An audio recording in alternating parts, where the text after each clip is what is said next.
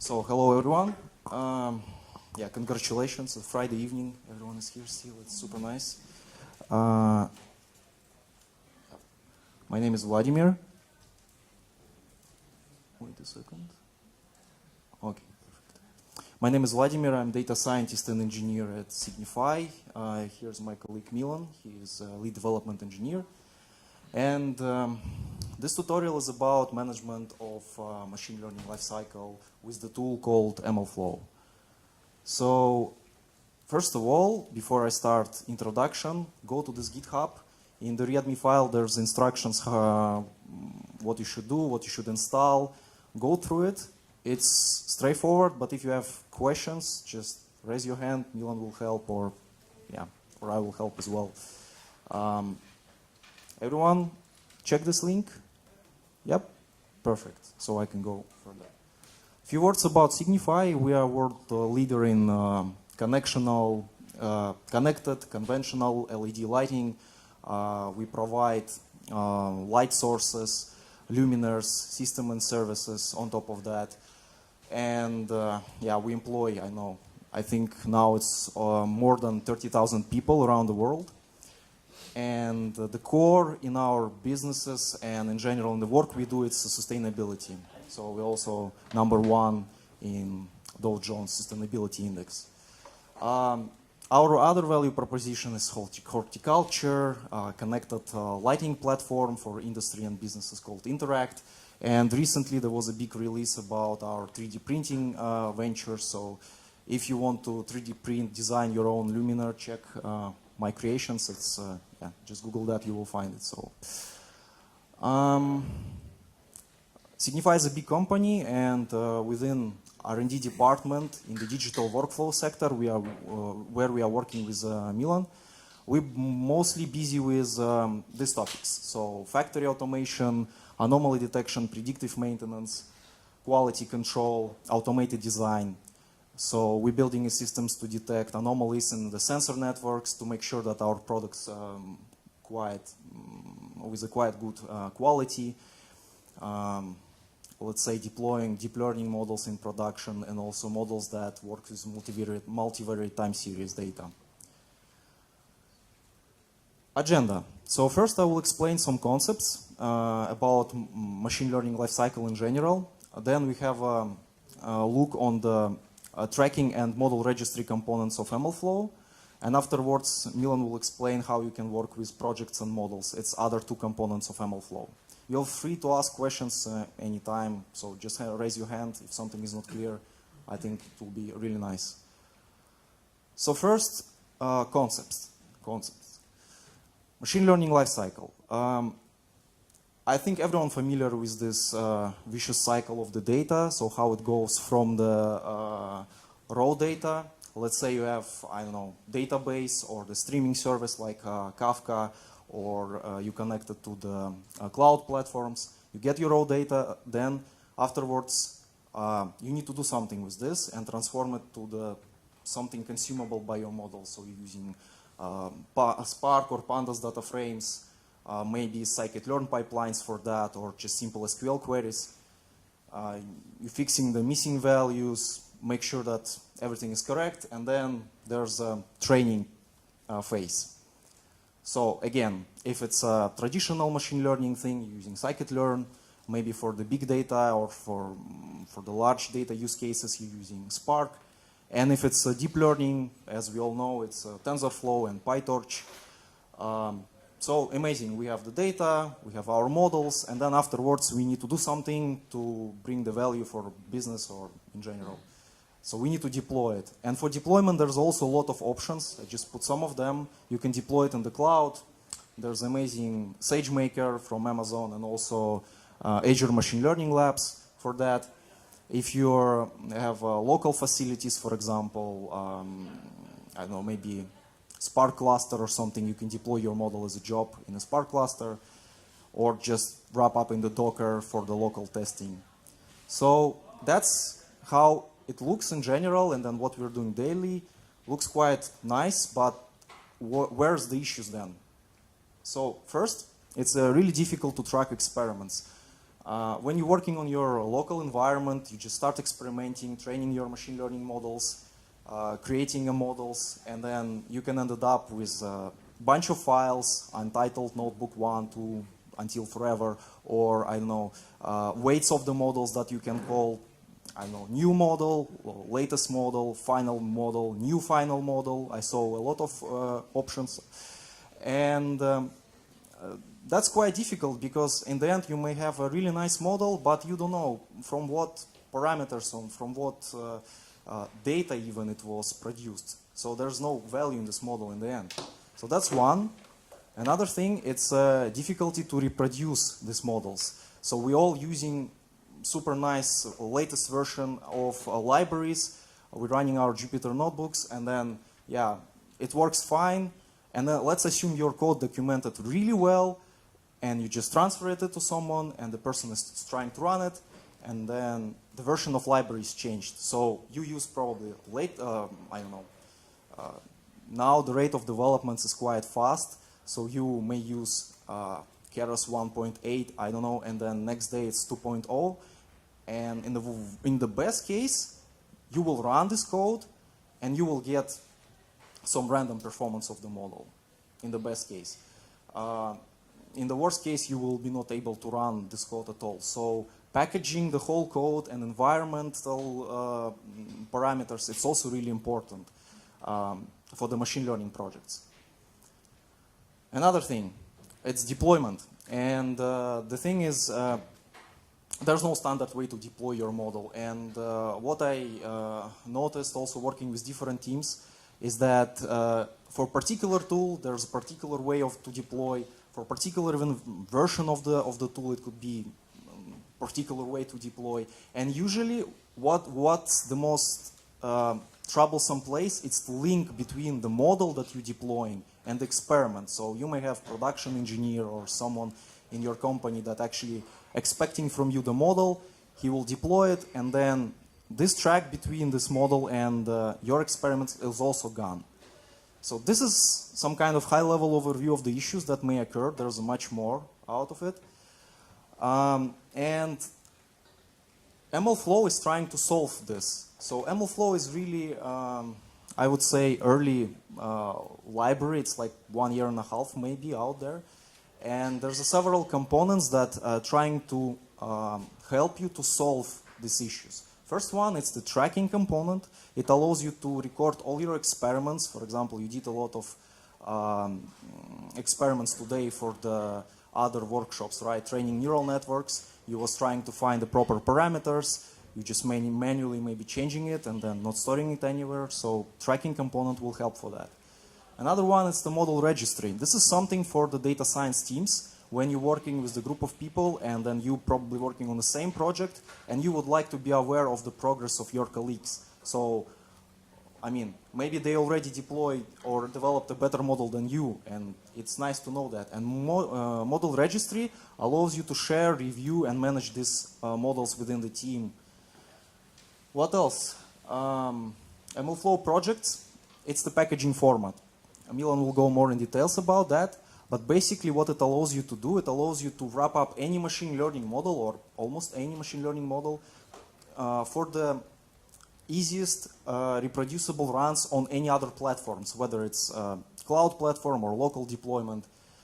And the last one, it's models. So this is the format for the model itself. What's the difference between two projects could contain several steps. So it could be multi-step workflow incorporated in one project. And then model, it's particularly for one model. You incorporate all the dependencies that you need. You kind of pickle your model file on weights, and it's also available. So that's more or less as an overview for MLflow. We will move to the first tutorial part. So we discussed the tracking and model registry. So once again, who's there, just continue installing the dependencies and run the notebooks. First, I will explain some features of the tracking UI. So as you can see here, should be somewhere a point. Okay, perfect. Tracking UI allows you to see the date of the experiment, the user who did the experiment, the source code, and the version of it. It also allows you to search through experiments, visualize the metrics, compare. For the guys who are using TensorBoard, for example, some capabilities of a TensorBoard MLflow also incorporates, but I just want to highlight, I think it's relevant to highlight the difference. TensorBoard is inside of the TensorFlow ecosystem, so it's quite difficult to isolate TensorBoard and use this for scikit-learn pipelines, for example. MLflow, in that sense, it's standalone tool. It's just Python API. You can use it for any experiments, not necessarily related to machine learning even. If you want to track something or you're doing some optimization, I don't know, it worth to try. So yeah, let's go to the tracking Python API notebook inside of the repository. Who managed to install the dependencies? Oh, perfect. That's strange. And everything is working? Okay. Okay, let me see. First.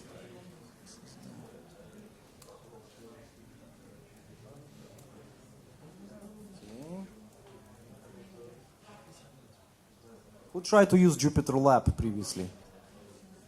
Okay, some people. So yeah, Jupyter Lab, it's kind of a, I would say, better version of Jupyter Notebook that will put all Jupyter notebooks and also nice explorer of the files and stuff in one tab. So you don't have to create 10 tabs with different Jupyter notebooks. So yeah, just to explain a bit before we start. Where is that? Let me see. Yes. So this particular command here, the MLflow server, in the project directory you will find the folder called backend, and inside there's already SQLite database. This database will be used for model registry to keep your all experiments there and the metadata. Another folder there is called artifact store. This folder for heavy artifacts. So your model weights, images, plots, whatsoever, all goes to the artifact store. There's another command that if this one will not work called MLflow UI, it will just create MLruns folder inside of your directory, and then, yeah, this one is for those who want to see how model registry is working, and it's preferable to run. On Windows, you have to kind of yeah, add several slashes, and yeah, you know, guys, Windows, it's always like this. So let's go then. Use the tutorial. Let me see. Okay, the first notebook is quite straightforward, so we can just zoom it somehow. Yeah. So as I mentioned, tracking API works in the concept of runs. So first you define your experiment, and then each run kind of compress your data science code and all the logs and metrics and params in one go and put it in the UI that you can easily look at that. So yeah, it also supports for other languages like R, Java, and I mean in general it's a REST API that you can use with everything. So first, if you run successfully MLflow, by the way, for those who using Jupyter Lab, you can also run it directly from the terminal inside of the Jupyter Lab if you're, for some reason. Yeah, what's going on, by the way? Oh, okay, it's like this now.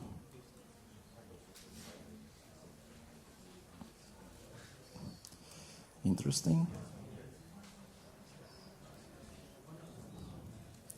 Okay, so the first thing that you need to do, you need to specify your tracking URI. Since we're running it on the laptops, it's just localhost with the port 5000. Just copy it here.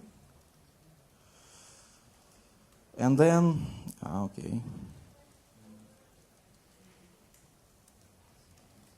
Just wait a bit. So if you want to use MLflow within the team, you can use a remote server and store all experiments there, and then the URI will be just different. And then you can specify the name, and I will call it, let's say, easier for me to type test. So apparently I already have it one. And this is basically the whole story about the UI. So you need to start the run. Inside of the run, you can do whatever you want, log the parameters, log the things that changes through the experiment. For example, for machine learning experiments, you want to log accuracy or training loss or validation loss. So let's just put something here, like something simple, I don't know. Alpha 9. I'll just put some random parameters that I have from my head. And yeah, for metrics, let it be accuracy. It's kind of a dream accuracy curve for machine learning. If you just run it, you will get 100% accuracy in the end. So let's make one run.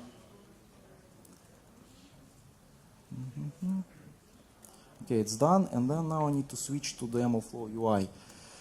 So here I have on the left, there's a list of experiments that I just tried, and the one that we did, it's called test, and here there's a one run. I think it's now.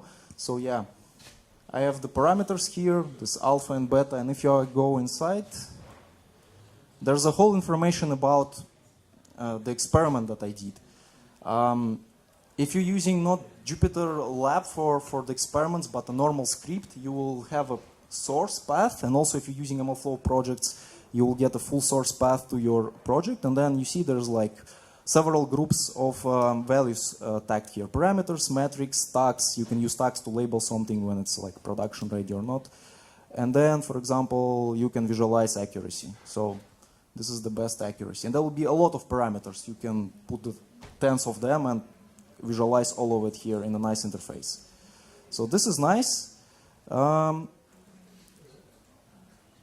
What else we can do? I created a funny function that will drawing a heart. So there's some parameters for that. So it's also I need to specify the name of another experiment. I will call it heart. Yeah, it's a new one. And then there's some parameters. So you can change the color of the background, the color of the text, the text itself. What I want to emphasize here that you can store also logs and graphs in MLflow. So what I'm doing, I'm just keeping all the information in one folder. It's a temporary folder for experiment. Then with this command, log artifacts, the whole folder goes to the MLflow UI server. It's stored there. And then I'm just deleting the temporary folder, and that's it. So let's run it. Let me see. Yeah, it's my heart. You can define any other one. So reminds me about yeah, Disneyland, I would say.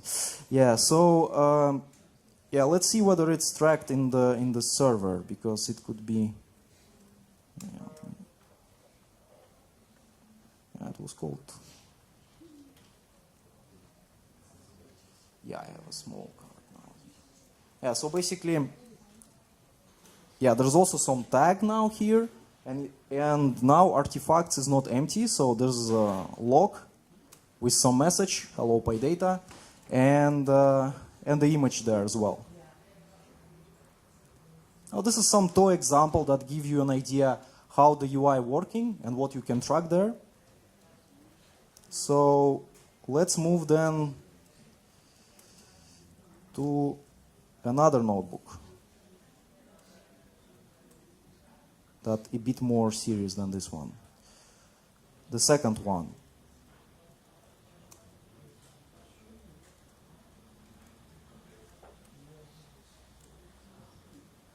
So here I decided to just use a simple machine learning task, image classification. We did that a lot today in various forms. Yeah, no one is using now a simple MNIST dataset with handwritten digits because it's too simple. So I decided to use this, Kuzushiji MNIST numbers dataset. It's quite difficult to pronounce, but basically, story behind it is that it's old Japanese script that was used for 1,000 years, and then at some point in time, they stopped teaching it at school, and then people forgot how to use it. So it somehow reminds me the story with the legacy code inside of the organization, when someone is writing it, and then you have a new developer, and then no one knows how to use the stuff. So that's why I picked that for the example. So it looks like this, basically. So it's a typical MNIST, but just a bit more difficult because it's a Japanese script and not numbers. So yeah, here we have some parameters that we may want to change. Things like a batch size, test batch size, amount of epochs, the seed, learning rate. We already touched some of these parameters today during the previous workshop, so I'm not going to explain it, but you feel free to ask. And since I'm using PyTorch and I'm using it locally, I created a super simple neural network architecture that's called AwesomeNet, with only 2 blocks of convolutional layers, which should run on your CPU if it's at least i5 CPU, I hope, quite fast. Yeah, I'm also not going to describe the architecture. It's just simple neural network with few convolutional layers and fully connected layer in the end. So, and we have 10 classes, the same task as a traditional MNIST dataset. They're just a bit different. So this these 2 cells, first one is preparing the data set. And if you don't have it, it will start downloading automatically. It's kind of a data set features that goes with PyTorch all together. There's some transforms that applies to data set that composed in the first line. So we transform each image to the PyTorch tensor and then applying some normalizations. So it's really important to do before feeding it to neural network. And then there's a data loader. Data loader directly put the images to the neural network from your data set. And important parameters here, it's batch size and shuffling and amount of workers. So if you're working in the environment with a lot of compute power, you may change NumWorkers to amount of cores that you have in your machine, and then it will go super fast. Then model and optimizer. This code is kind of agnostic to device, so if in your laptop you have a GPU and CUDA installed, it will automatically detect and put your code to the GPU. So yeah, and also optimizer, I'm using stochastic gradient descent for simplicity. And there's 2 parameters, learning rate and momentum for that. Next to that, there are training and testing functions, which is quite common.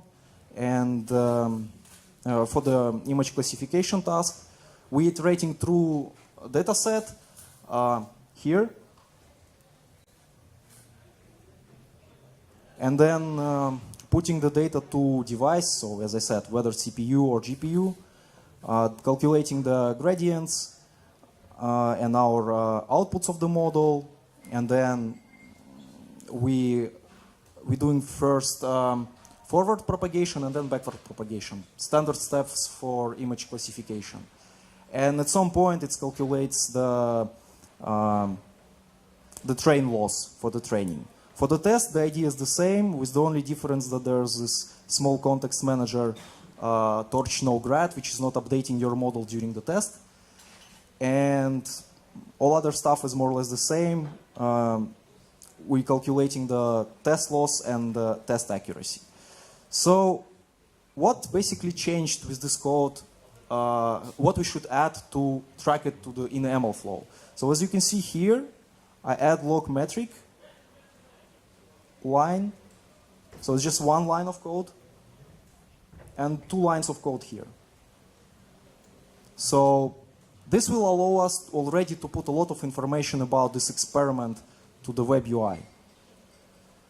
An experiment itself is the same. You still need to specify the tracking URI, create an experiment, put the manual seed. I think for CPU this manual seed will work. For the GPU you need to put more efforts for the for the torch particularly, to make sure that your code is reproducible. And then here I'm not going to run it, but basically, yeah, because I already did. We're just training the neural network, monitoring the loss and accuracy on the test set. And in the end, I think I put 10 epochs or something. You probably have 3 or 1 from the GitHub. So yeah, that's nice. So basically we have 86% accuracy with the simple model for the recognition of this Japanese script. Perfect. What next we can do with this thing? Let's go to MLflow. Where is that? It's here. And we'll check our experiment. So what I can see here, and you as well, we have a bunch of experiments that was done on this data set before. They're all with the different test accuracy, with different parameters, and with different metrics as well. So in UI, for example, you can sort the experiments according to your accuracy and see particularly that my last run is the most successful run out of all of them. It's like 86, the previous one was 80. And you can also see the test loss and the train loss. And if you go to the experiments here, there's a, you can also compare them. Yeah, it maybe not fit properly to the screen if there's too much of experiments, but in the end you can see some kind of graph that based on some parameters like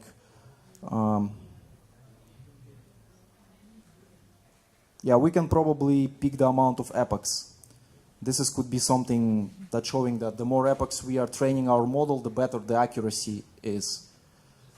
At the same time, you can compare it with other different things. Some questions so far? What is the artifact below? Different accuracies, like different percent equal? What's that? Sorry? Like if we take a look at three few dots, then the same epoch or something. This one? Ah, you mean here? Yeah. Yeah, I think there was the same one epoch, so that's why they are together. They was run with the same, on the x-axis it's number of epochs, so I assume for these 2 runs it was the same, and the difference in accuracy probably not that significant, so it's 74 and 73.7, that's why they are nearby. Yeah, but is this from the same experiment? Yes. It's from the same experiments, but from different runs. So this is the last one, and you can also see the parameters and things like this. Okay, so that's nice. So we have a nice UI. We have kind of comparison between our experiments out of the box. But then how we will connect it to our deployment environment. So here the model registry comes into play. And for this, I will just go for the latest example. So here we see in the artifacts there's a model file that contains basically conda environment with all dependencies that was used. ML model file, it's exactly the format that I was talking about, which incorporates all information about your model. So how it was utilized within the MLflow, what kind of Python version is there, stuff like that. And there's some data here. And the data, it's exactly the weights of the model. So, and you can download it. It's easy available for everyone. But what else you can do? You can also register the model. So if you did everything correctly with the database and stuff, you will see this button. And then let's click on it. I already have let's say a model called k-MNIST classifier with the previous results. So let's do the same. So I will register in the same kind of, for the same model, the newest version. And this is something that called model registry. So here you see the source run from which model was produced. By the way, you can also add description here for the, I mean, it could be the link somewhere with the explanation or something else. You see also the date when the run was created, so it's just now. And you also can specify the stage here. So whether it's, if you're still experimenting, this model can go to the staging. If it's something that's obsolete and not used, it will be archived. Or if you want to put it in production, yeah, you can put it in production.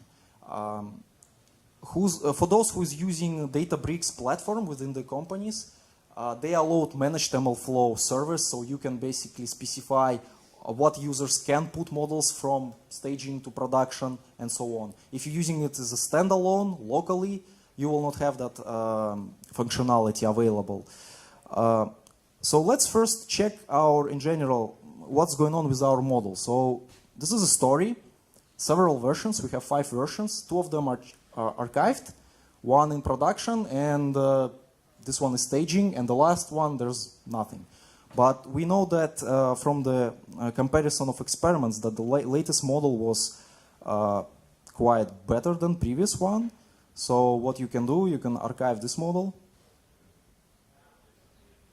which was the version 3, and put version 5 directly to production. Why not?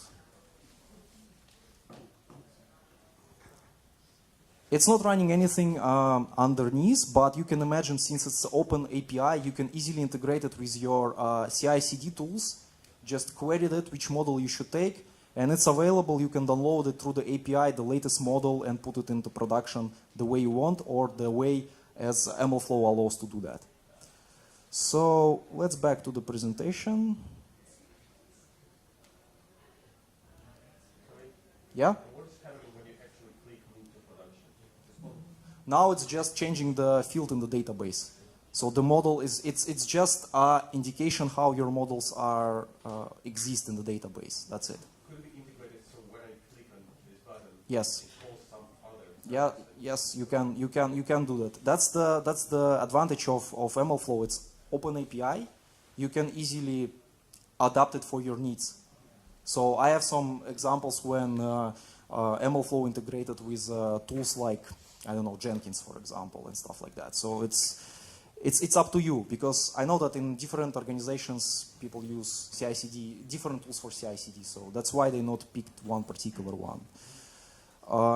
Okay, so we stopped here. Question on that. Yeah, sure. So when you put log artifacts, the package needs to know the type of model you have, right? Or is it very general? Yeah, it's a good question. I can just give you a hint, but Milan is going to discuss more about that. So there's several so-called flavors of the models that MLflow can use by default, like Keras, TensorFlow, Onyx models, scikit-learn models. And there's another one called Python function, which allows you to wrap up any Python code as the model. So yeah, but there will be more about that later. So yeah, just to wrap up model registry. So you have repository of version models with description. You can change the stage of it. Yeah, sure. Yeah, maybe a stupid question, but how do you, let's say you're in a team with quite a lot of people. Yeah. How do you manage your experiment? Because in this list, at this point, I don't see a way to delete them, but I also don't see like a proper overview of the, like, let's say the rules that are in production. Well, that's a tricky question. It's not stupid, because you need to have an agreement within the team if you're using open source version. So you have probably the idea of what projects you are doing. The naming conventions of the projects should be fixed. Otherwise, everyone start creating their own experiments with the same name, and you'll have a mess. But if you organize it properly, it will used very well. An overview of the models that in production, as I mentioned previously, if you put it into some CI/CD tool, where's that? So basically, yeah, this is the UI. Oh, it's not showing. Okay, let me see. Just quit presentation mode for a second. Yeah, so I think if you add /models in your MLflow instance after the port, you will see something like this. There's only one model, but you have everything. The latest version, some stages of other previous versions. The data was created, and you can also check, let's say, that particular version. Go for the run, and this is the run. This is the code, and this is the model. So that's the overview, kind of. I have my doubts about UI, I would say, but that's a nice attempt, I would say. Yeah. I guess at some point you might have, let's say, 50 experiments over time, and then it's going to be harder to search through. Yes, it depends. Yeah, if it's for the data science teams, usually you're working on the one project within small team of people, like 2 or 3 probably, then it's manageable because you can have agreement. If it's a big, I don't know, group of people, like big data science team, like 50 people or more, then you need to have a proper management of this. Maybe managed MLflow will work for that. So yeah, let me wrap up. Okay.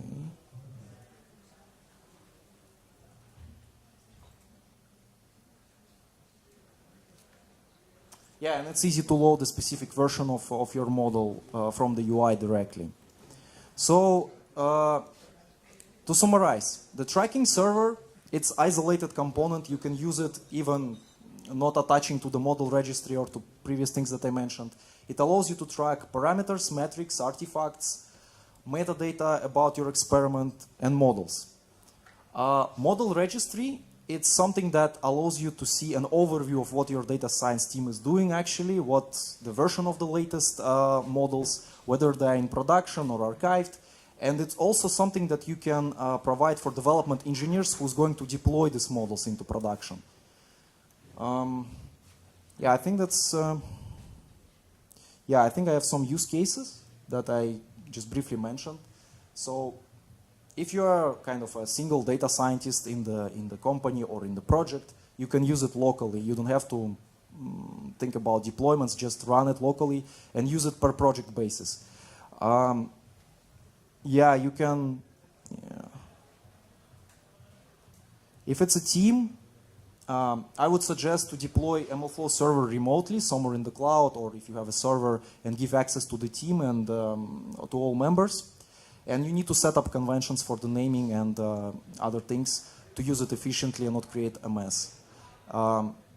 Inside of the organization, you can also put a single sign-on before the MLflow server and define the roles. It's all possible. It's not yet available in the open source version, but it will be. Because actually the registry component was released 1 month ago. So it's a quite new feature anyway. Just to give a note to the other tools that are available, today there was a workshop about Airflow. I just would like to highlight the difference. So Airflow, it's workflow management system. You can schedule whatever you want there, like ETL pipelines, machine learning pipelines, and so on. In MLflow, you can also schedule multi-step workflows, but it's not really recommended. It's possible to do, but for the heavy things, it's better to use Airflow. And there's another tool. There's one component that I didn't mention that MLflow is not tracking, is your data. So, for example, if someone changed your data in S3 bucket or in some repository, and you train your model on top of that, it's quite difficult. Okay, you can have some saved parameters and save metadata, but if data is changed itself, for example, images, you was classifying a Japanese script, but someone put the pictures of dogs and cats instead, and then you like wondering what's going on. There's another tool called DVC. I think it's short for data version control. It's based on the Git heavily, and it allows you to version your data. So every time you adding new data or changing your data set, it allows you to do that. It works heavily with the Git. That's more or less it from my side. And Milan, please.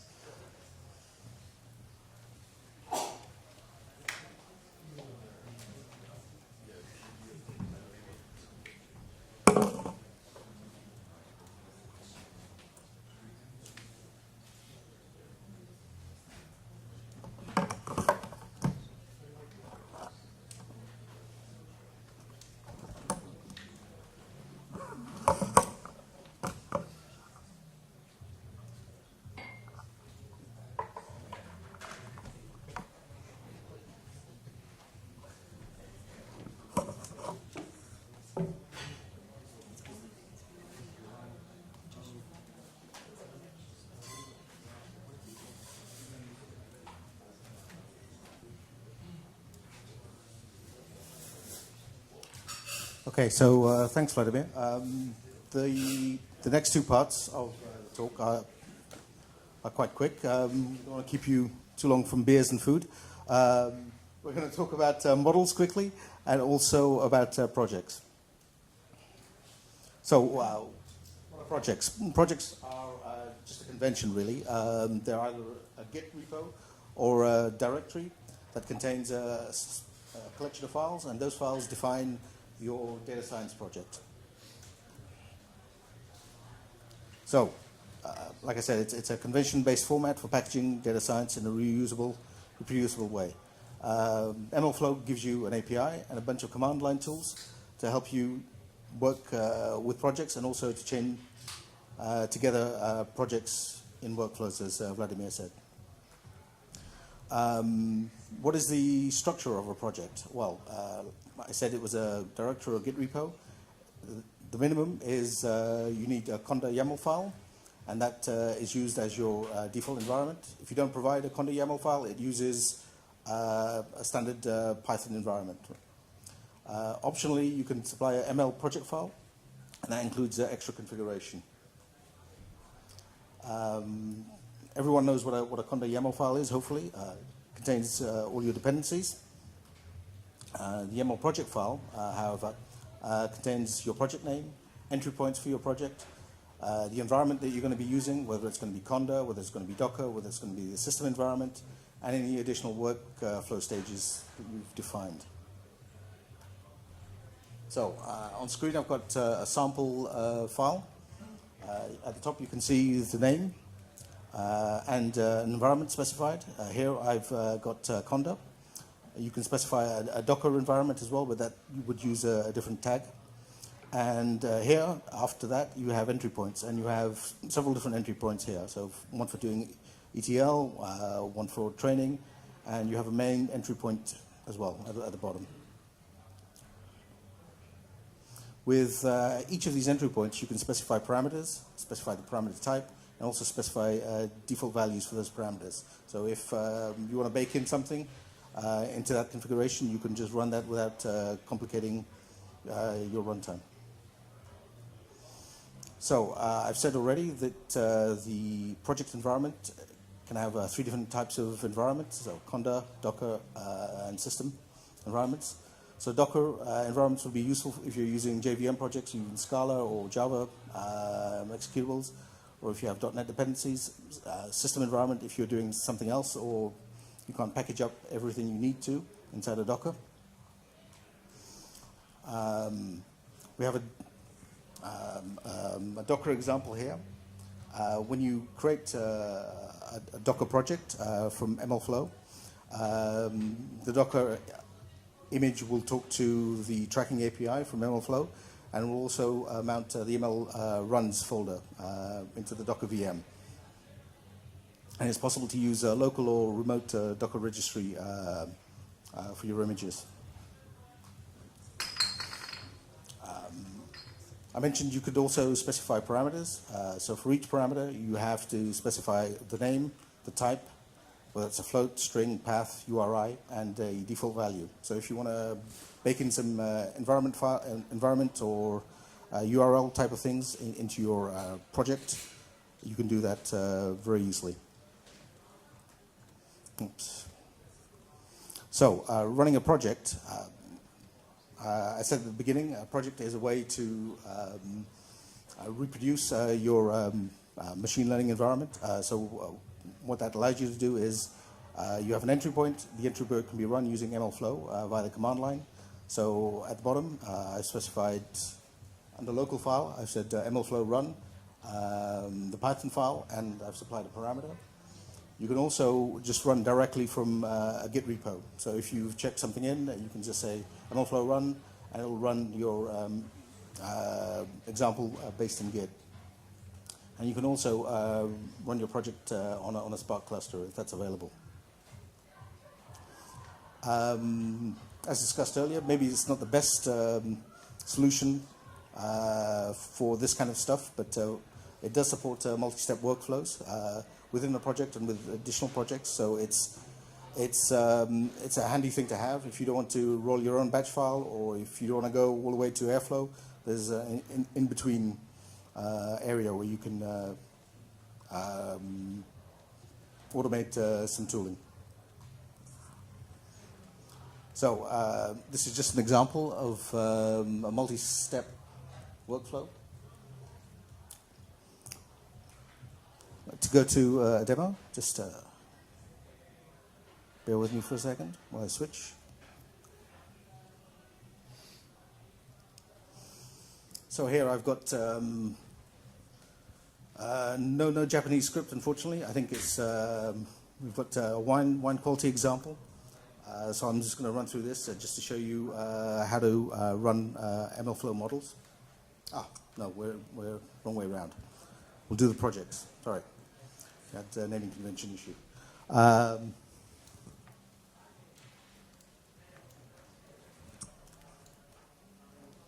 So as mentioned before, this is in the GitHub repo. I just reiterate some of the things that you kind of need to set things up. I'm just going to scroll all the way down.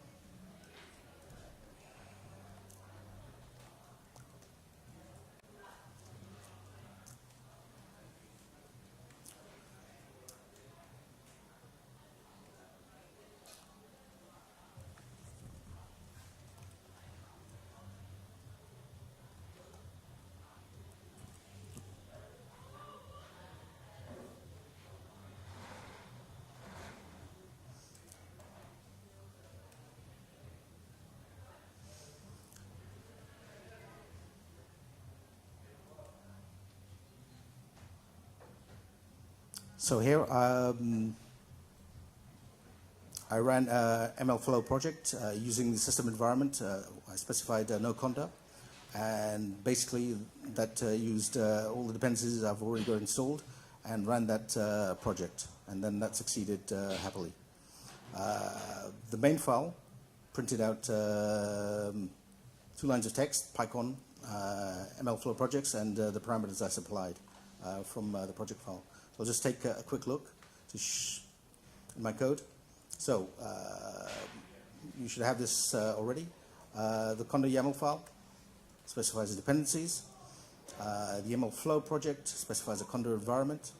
Here I've got a Docker example as well. So if you want to create a Docker environment or run this project inside a Docker container, then you can specify the Docker env. It'll generate the Docker container for you and then run it in that. And here I've specified the entry point, so parameter 1, 2, and 3 of type integer, and then the main command to start this application. And the main py function is just basically a print screen. I take the parameters from the application, plug them in. I have some defaults if they're not supplied, and then I just print them out here directly. Yep. So it's pretty straightforward with a template to roll your own project environment to do all kinds of things.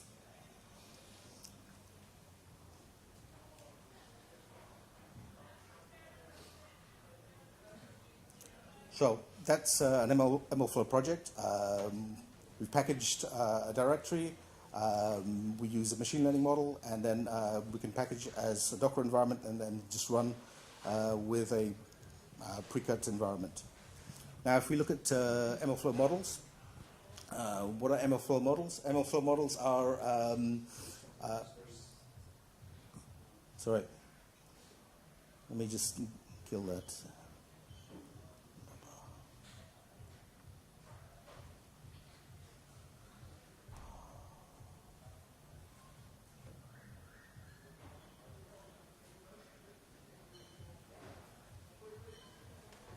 Okay.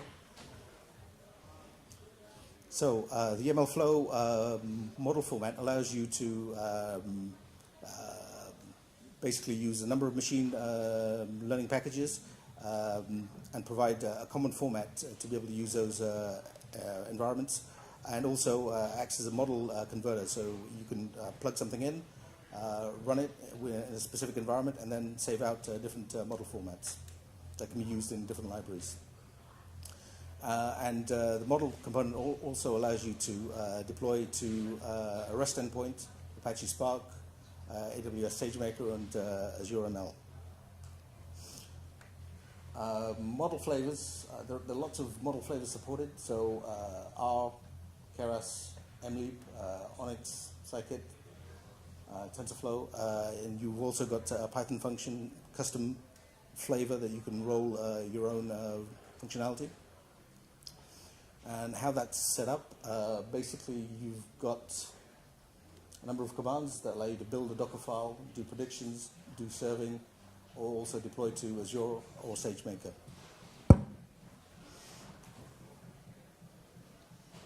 So once you've run your model, you can serve that model out using the following commands. So MLflow model, serve, and then you specify the run ID, which you saw previously, and the model path. And then what we're going to do is we're going to call that model and do some inference on that. Okay, so we'll just have a quick demo there.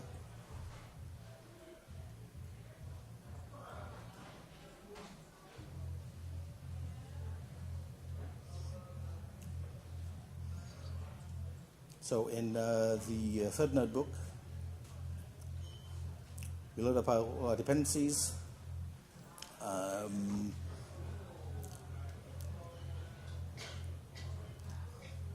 We can also take a look at the directory structure. That's kind of interesting because there's a whole bunch of files that you'll need to know and get familiar with. So wherever you started your MLflow application, if you specified a specific starting location using the command line, as Vladimir showed, then all your ML runs will end up in one directory location. If you don't have any of that, which is what I was doing earlier today, you will have, wherever you started your MLflow application, an ML runs directory inside there. And then for each run, you will have a set of artifacts in the model. And in that model directory, you will have a pickle file, a model specification, and some dependencies to run that model as well. So in the conda YAML file, pretty straightforward, similar to what you've seen before. In the ML model file, you can specify what flavors of model that you want to deploy to. So here we have a Python function, what the pickle file will be, and what the environment for that will be. And also we have an sklearn variant of that. And for this particular deployment, we're saying we're going to be using this run ID. Okay? So if I go ahead and run this, so I've connected to my MLflow server that's running on my system. I'll load up the one quality data that I've got, so here that's loaded. Next step is to define our calculation function for our quality metrics. Put that in and do some training. There we go. And the next thing is to see what run IDs we've got. So typically it'll be the last one you've done, so you can pick that. And this is the data. This is just some sample data what I've picked from the input file, just to plug into the inference for the server that's running. Okay.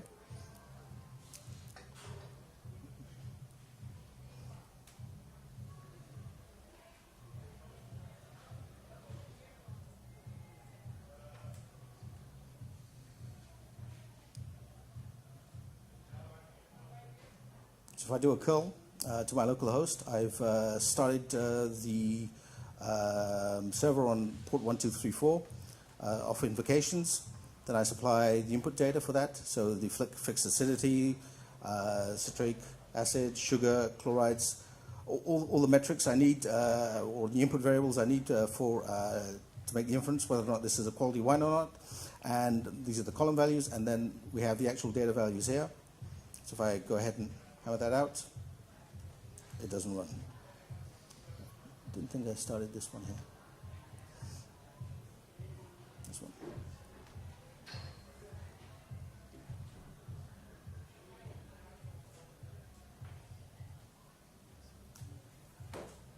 There we go. So I've deployed a model with a specific run ID to a REST endpoint, and I can send call requests to it and get information back out of that. Can everyone see that? It's right at the bottom there. Okay. It's also possible to deploy these models to SageMaker and to Azure, and also to Kubernetes. So there's lots of possibilities to deploy models in a very easy way. Yeah, so I think that's it. Yeah. Any questions?